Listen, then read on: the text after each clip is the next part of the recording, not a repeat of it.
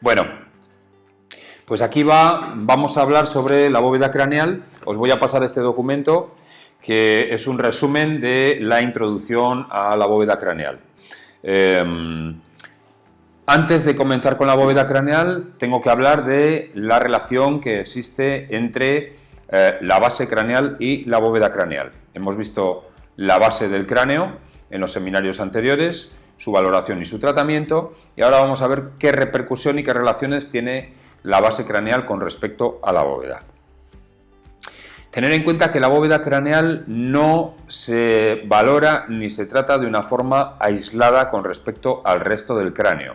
De hecho, la bóveda craneal es de origen membranoso, como ya comentábamos al inicio del curso, y se desarrolla en base a la morfología de la base del cráneo, que es de origen cartilaginoso. La base craneal se forma a los 40 días dentro del útero e inicia su periodo de osificación a los 6 años y finaliza a los 17, cuando se supone que se alcanza la madurez ósea. Posteriormente va a continuar conservando un índice de flexibilidad y de elasticidad que será el concepto que utilizaremos para su tratamiento posterior. Por lo tanto, esto que acabo de mencionar tiene dos lecturas. Una, que la base craneal debe de tratarse lo antes posible, si es posible siempre antes de que comience su periodo de osificación, es decir, antes de los 6 años, y si fuera después de los 6 años se iría perdiendo eficacia hasta los 17 y a partir de los 17 años tendríamos que pensar ya en un tratamiento de la flexibilidad y de la elasticidad. Ese sería el concepto osteopático.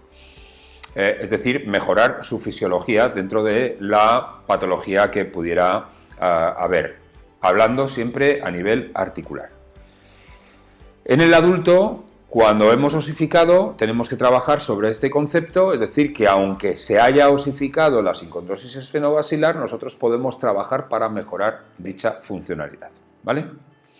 Bueno, con respecto a la bóveda craneal está formada por el hueso frontal, aquí lo estamos viendo desde arriba, por el hueso frontal, por los parietales, pero luego tener en cuenta también que diríamos que todo esto es la bóveda, entonces tenemos la escama del hueso occipital y tenemos las escamas de los temporales. Es decir, un temporal está dividido a nivel de la apófisis cigomática aproximadamente y tenemos la parte de la mastoides que es de origen cartilaginoso y sin embargo la escama que es de origen membranoso.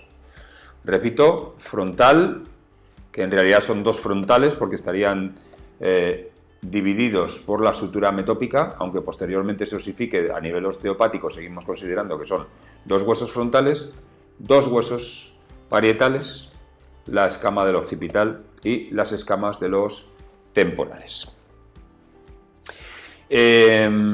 Como decía, la bóveda craneal no posee una valoración específica, es decir, que su valoración se encuentra dentro del marco del diagnóstico craneosacral.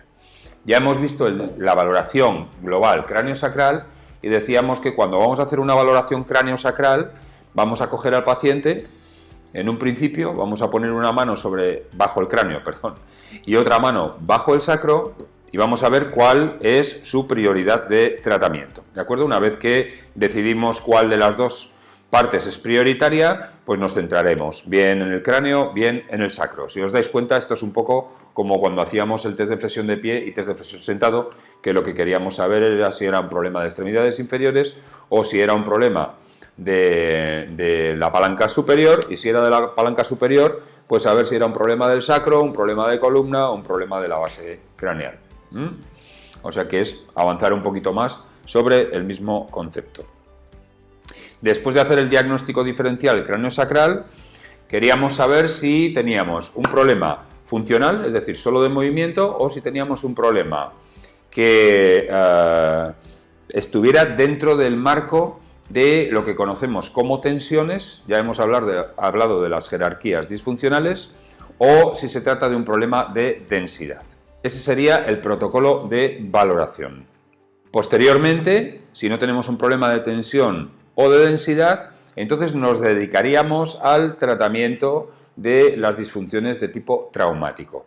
¿Cuáles son las disfunciones de tipo traumático? Pues fundamentalmente a nivel de la base craneal, las disfunciones de tipo traumático, ya hemos hablado que son las de tipo strain y las compresiones craneales. Esas serían prioritarias, ¿de acuerdo?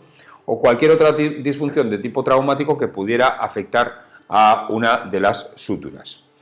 Y luego ya tenemos las disfunciones fisiológicas. Las disfunciones fisiológicas son aquellas alteraciones del movimiento, que cuando hemos estudiado la columna hemos visto las FSRs, las ERS, etcétera. Pues aquí hablamos de las disfunciones en flexión, en extensión, en rotación interna, en rotación externa.